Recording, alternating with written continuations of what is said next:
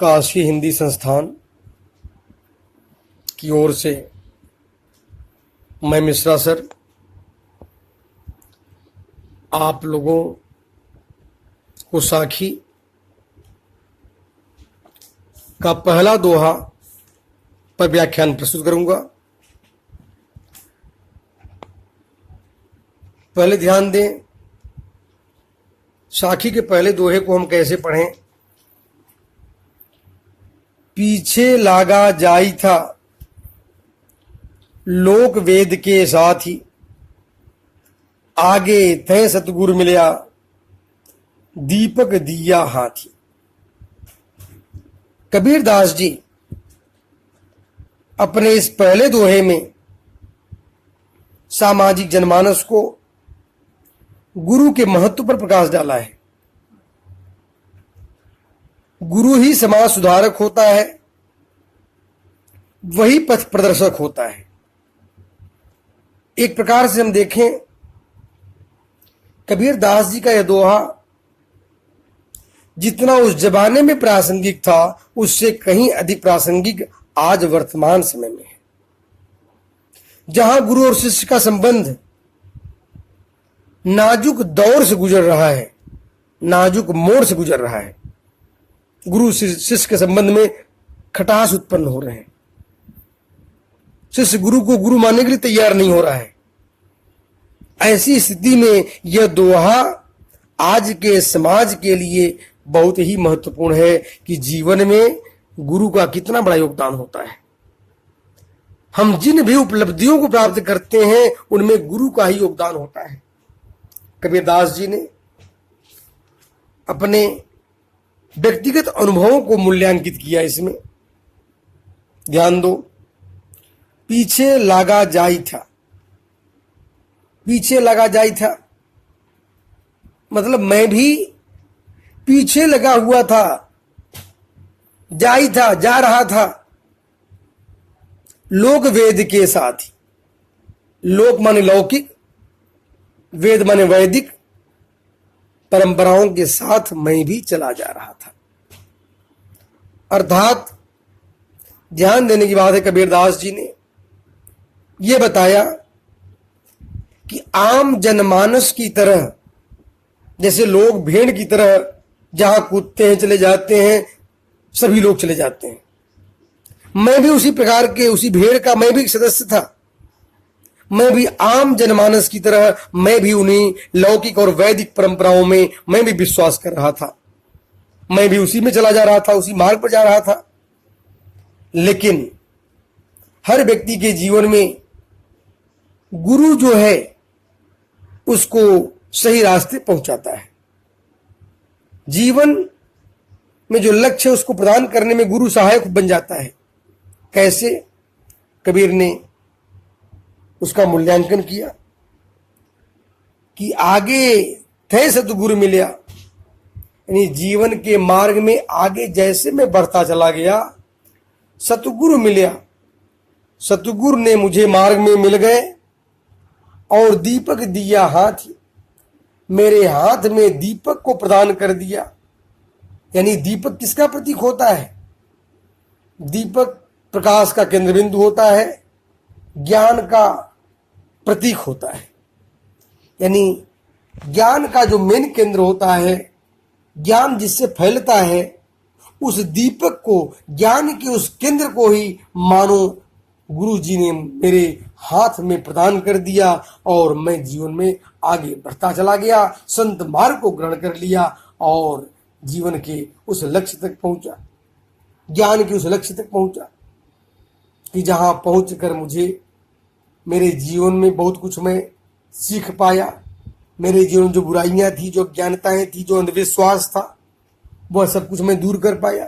इस तरह से पहले दोहे में संत कबीर दास जी ने यानी अपने जीवन के अनुभवों को व्यक्त किया कि इन जीवन के सुधार में गुरु का कितना बड़ा योगदान होता है। इस तरह से गुरु के महत्व पर प्रकाश डाला गया है। साखी नंबर 2 की दोहा मैं प्रस्तुत करूंगा। एक बात जान लो बच्चों, साखी का और शाब्दिक हास्य ही अपने आप में साक्ष्य होता है, सबूत प्रमाण। यानी साक्षी का भ्रंश रूप साखी। दूसरे दोहे में, साखी के दूसरे दोहे में अब हम ध्यान देंगे कैसे पढ़े। पहले, कबीर बादल प्रेम का हम पर बरसा आई, अंतर भीगी आत्मा हरि भई बन राई। कबीरदास जी ने बड़े सुंदर ढंग से जीवन के वास्तविक स्वरूप को मूल्यांकित किया। यहां पर इस दोहे में प्रेम के प्रभाव को, कि जब जीवन में प्रेम का प्रभाव हो जाएगा, परमात्मा की भक्ति के प्रति साधना लग जाएगी, और भक्ति का जब प्रेम हमारे ऊपर, प्रेम की रसीली बूंदें जब हमारे ऊपर पड़ेंगी, तो जीवन कैसे हरी भरी हो जाएगी, कैसे हम प्रसन्नचित हो जाएंगे। यानी भक्ति में रहने वाला व्यक्ति ही प्रसन्नचित हो सकता है। उसकी काया रूपी जो लता है वह सदैव हरी भरी रहेगी। इस बात को कवि ने मूल्यांकित किया है। कबीरदास जी कहते हैं, कबीर बादल प्रेम का, यानी हे मानव, आकाश रूपी भक्ति में, जब आकाश रूपी भक्ति से प्रेम की रसीली बूंदें जब गिरती हैं, किस तरह से वह समाज को और प्राकृतिक सुंदरता को बदल देती है। कहते हैं, हम पर बरसे आई। जब वह प्रेम की रसीली बूंदी जब हम पर बरसी, तो किस तरह से हमारे जीवन में परिवर्तन हुआ। यानी कहा जाता है कि जो व्यक्ति बरसात में भीगता है या बारिश में भीगने का एक अलग आनंद की अनुभूति होती है, तो जो भक्ति के रस में, प्रेम की उन रसीली बूंदों से जब भीगेंगे तो कितना आनंद प्राप्त होगा। जब साधारण बारिश में भीगने से कितना आनंद होता है, और जब प्रेम की रसीली बूंदों में जब हम भीग जाएंगे, कितना आनंद की अनुभूति होगी। उसकी कल्पना सोचने के परे है। कवि ने लिखा, अंतर भीगी आत्मा हरि भई बन राई। यानी हमारी अंतरात्मा भीग गई। कवि ने कितना सुंदर भाव में बताया कि जब प्रेम की रसीली बूंदें, भक्ति की रसीली बूंदें जब हमारे ऊपर पड़ी, तो रग रग कण कण मेरा भीग गया। यहां तक कि अंतरात्मा, इस अंतरात्मा में से बीज अंकुरित होते हैं। विचारों का अंकुरण का केंद्र अंतरात्मा होता है, और अंतरात्मा मेरा भीग गया प्रेम की रसीली बूंदों से। यानी हे मानव, जब प्रेम की रसीली बूंदों से अंतरात्मा शुद्ध हो जाएगी, तो यह जीवन रूपी लता जो है सुखमय हो जाएगी, हरी भरी हो जाएगी। कितना सुंदर बात कबीरदास जी ने लिखा, अंतर भीगी आत्मा हरी भई बन राई। यानी यह मेरी जो शरीर रूपी जो लता है, बन है, वह हरी भरी होगी। इसका सुंदर भाव दूसरे पक्ष में भी ले सकते हैं कि जब बरसात की बूंदें जब जमीन की अंतरात्मा में पड़ती है, अंतरात्मा में जब वह पड़ती है, तो वहां पर क्या होता है कि जमीन के अंदर पड़े हुए बीज, जमीन के हृदय पटल पर उसके अंतरात्मा में जो बीज पड़े हैं, वह बीज अंकुरित होते हैं, और बीज अंकुरित होकर के वह चारों तरफ हरियाली ही हरियाली प्रदान कर देते हैं। यहाँ तक कि संपूर्ण पृथ्वी हरी भरी हो जाती है। वन राय माने जंगल समूह, सब कुछ बरसात की रसीली बूंदों को पाने के बाद सब हरे भरे हो जाते हैं। उसी प्रकार से हे मानव, जब प्रेम की रसीली बूंदें हमारी अंतरात्मा को पहुंच जाती हैं, तो हमारे विचार शुद्ध होते हैं, और हमारे हृदय में जो विचार, जो बीज अंकुरित होते हैं, वह शुद्ध होते हैं। मानो हमारे जीवन में मोक्ष की प्राप्ति हो जाती है, मोक्ष मिल जाता है। यानी भक्ति की प्रेम की रसीली बूंदें, भक्ति में प्रेम का महत्व क्या है, उसमें प्रेम की रसीली बूंदें व्यक्ति के हृदय पटल को बदल देती है। अब दुआ नंबर 3 की तरफ मैं बढ़ूंगा। बच्चों ध्यान दो, दुआ नंबर 3 की व्याख्या प्रस्तुत करूंगा, ध्यान दो। बांसुरी सुखी नारायण सुखी, ना सुख सुपने माही, कबीर बिछुट्या राम सो, ना सुख धूप न छा। कबीर ने इस दोहे में भी भक्ति की पराकाष्ठा को मूल्यांकित किया है। हे मानव, उस परम ब्रह्म राम के सिवाय जीवन में मोक्षदायिनी कोई नहीं है। राम ही हमारे जीवन में उस निर्गुण परम ब्रह्म के राम में अगर हम लीन हो जाएं, हमारा जीवन धन्य हो जाएगा। और उनके बिना हमारा जीवन रात दिन सोते बैठते जागते उठते वो बेकार है। उस राम की भक्ति कितनी महत्वपूर्ण है। कबीर ने क्या लिखा, बांसुरी सुखी नारायण सुखी। हे मानव, इस जीवन रूपी कायान को प्राप्त करने के बाद जो व्यक्ति भक्ति में जीवन को लगाया नहीं, तो उसका जीवन बेकार है, निरर्थक है। कितना सुंदर भाव में कबीर ने लिखा, बांसुरी सुख नारायण सुखी। बांसुरी माने दिन में, रहणी माने रात में। न तो दिन में सुख मिलेगा, न तो रात्रि में सुख मिलेगी। ना सुख सुपने माए, न तो स्वप्न में भी सुख की प्राप्ति होगी।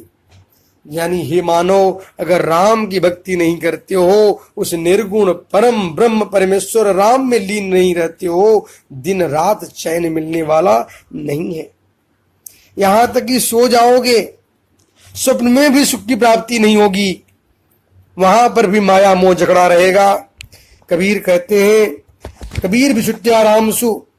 हे मानव, अगर राम से तुम बिछुड़ जाओगे तो ना सुख धूप न छा, न तो धूप में सुख मिलेगा, न तो छांव में सुख मिलेगा, कहीं भी सुख की प्राप्ति नहीं होगी। अर्थात हे मानव, अगर सुख चाहते हो तो राम की भक्ति में लीन हो जाओ। इस निर्गुण परम ब्रह्म परमेश्वर में साधना में अगर हम लीन हो जाते हैं तो जीवन हमारा सुधर जाएगा।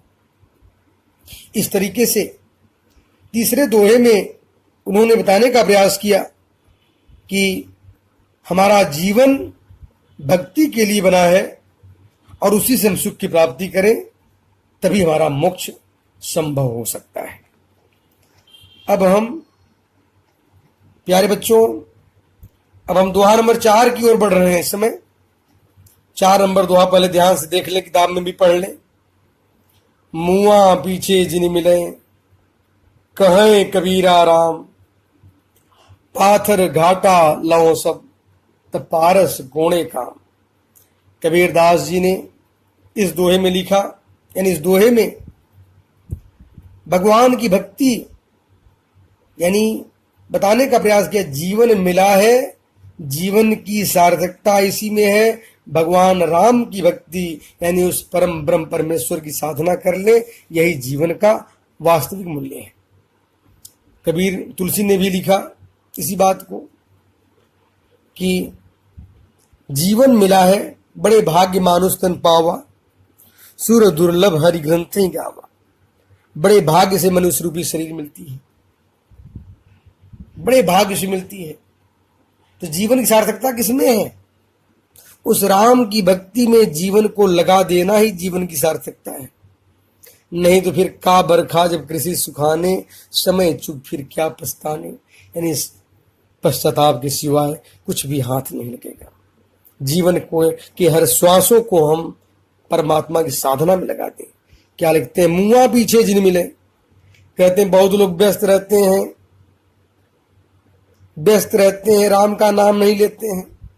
कहते हे मानव, जीते जी तुमने भगवान का नाम नहीं लिया तो मरने के बाद भगवान का नाम क्या खा के लोगे? कहे कबीरा राम। अरे राम, मरने के बाद राम का नाम लेने से क्या फायदा, किसी काम में नहीं आएगा। यानी हमारे मरने के बाद लोग राम नाम सत्य है लगाते हुए जाएं, राम का नाम लोग दूसरे लोग लें, और मैंने जीवन भर राम का नाम नहीं लिया, उससे कोई विशेष फायदा होने वाला नहीं है। कितना सुंदर भाव में कबीर ने समझाया। मुआ पीछे जिन मिले, कहे कबीरा राम। मरने के बाद जिनको यानी लोग दूसरों के द्वारा राम का नाम लिया जाता है तो राम के नाम से उसके कोई फायदा नहीं है। पाथर घाटा लौह सब, जैसे साधारण पत्थरों से मैं स्पर्श करा दूं, घाटा माने स्पर्श कराना, यानी पत्थरों को साधारण पत्थरों से स्पर्श करा दिया, या पाथर घाटा लौह सब, यानी पाथर घाटा लौह सब, लौह माने लोहे, यानी हमारे पास जो लोहे हैं उन लोहों को साधारण पत्थरों से मैंने स्पर्श करा दिया तो कोई फायदा नहीं है, क्योंकि वो कभी लोहा सोना में नहीं बदलेगा। तो पारस कोणे काम, पारस पत्थर से स्पर्श कराने पर ही सारे लोहे सोने होंगे। तो पारस पत्थर कौन है? राम का नाम। यानी हे मानव, राम नाम रूपी जो मंत्र है वह आपके जीवन में पारस पत्थर है। वो पारस पत्थर किस पर स्पर्श कर दो? अपनी जीवा पर स्पर्श कर दो अगर राम के नाम को, तो जीवन रूपी जो लोहा है, शरीर रूपी जो लोहा है वह स्वर्ण में बदल जाएगा, जीवन सार्थक हो जाएगा। नहीं तो यह शरीर पत्थर का पत्थर ही रह जाएगा, वह जीवन बेकार है। अर्थात इस जीवन में भगवान की भक्ति कर लो, इसी में जीवन का वास्तविक सार्थकता विद्यमान है। ध्यान दो प्यारे बच्चों, 4 दोहे क्रम से मैंने पढ़ाया, अब 5वें दोहे की तरफ मैं अग्रसरित हो रहा हूं। किताब को भी ध्यान से देखते रहोगे और मेरी बातों को ध्यान सुनते रहोगे, उसका आनंद लो, ध्यान दो। अंखड़ियां झाई पड़ी पंथ निहारी निहारी, जी बढ़िया छाला पड़िया राम पुकारी पुकारी। कबीरदास जी ने कितना सुंदर तरीके से बताया। पहले तो इसमें कठिन शब्द हैं, थोड़ा राजस्थानी शब्द भी देखने को मिला आप लोगों को, ध्यान दो। जी बढ़िया, अंखड़िया, अंखड़ी माने आंख, झाई माने झाई बढ़ गई, जी बढ़िया माने जीभ में जी भर गया, जीभ भर गया। कितना सुंदर बातें हैं। अंखड़ियां झाई पड़ी, यहां पर कबीरदास जी ने उस परमात्मा के प्रति साधना पर विशेष जोर दिया कि हे मानो, ईश्वर हमारे लिए आदरणीय है। साधारण जीवात्माओं को नायिका के रूप में वर्णन किया है, प्रेमिका के रूप में वर्णन किया है। प्रेमी परमात्मा ही है, यानी वो निर्गुण परम ब्रह्म वो परमात्मा है। सोते बैठते जागते उठते हे जीवात्माओं, अगर उस परमात्मा के प्रति तुम एकाग्रचित रहते हो, उस परमात्मा का नाम लेते रहते हो, उस राम का नाम लेते रहते हो, आपका जीवन सफल है। इस बात को कभी नहीं दिखाने का प्रयास किया कि जैसे एक नायिका, यानी जीवात्मा को नायिका के रूप में वर्णन किया, लौकिक और अलौकिक पक्ष को जोड़ने का कार्य किया कबीरदास जी ने इस दोहे में। कहते अंखड़ियां झाई पड़ी, जैसे एक नायिका अपने नायक से मिलने के लिए, अपने प्रेमी से मिलने के लिए वह रास्ता निहारती रहती है कि कब मेरा नायक आकर कहीं वापस न चला जाए।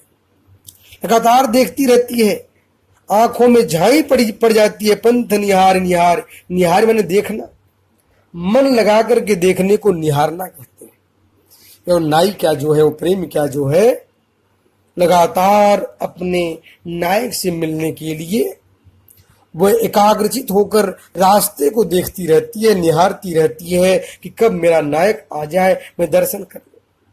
हे जीवात्मा, उसी प्रकार से जागते उड़ते उसके प्रति हम साधना में एकाग्रचित हो जाएं, तभी साधना सफल होगी। कहते जी बढ़िया छाला प्रिया राम पुकारे पुकारे, यानी हम सोते बैठते जागते उड़ते उसका स्मरण करते रहें। जिस तरह से नायिका जो है वह रात दिन हर श्वासों में अपने नायक का नाम का जाप करती रहती है, लेती रहती है, उसी प्रकार से भक्तगणों, हे जीवात्माओं, जी बढ़िया छाला पड़िया राम पुकारी पुकारी। जैसे वह नाई क्या अपने नायक का नाम लेती रहती है, जीभ में छाले पड़ जाते हैं फिर भी नाम पुकारती रहती है। उसी प्रकार से हे मानव, हे जीवात्माओं, हे भक्तगणों, उस परमात्मा का नाम लेते लेते हमारे मुखमंडल के जीभों में अगर छाला भी पड़ जाए फिर भी हम परमात्मा का नाम लेते रहें। इसी में हमारी जीवन की सार्थकता है।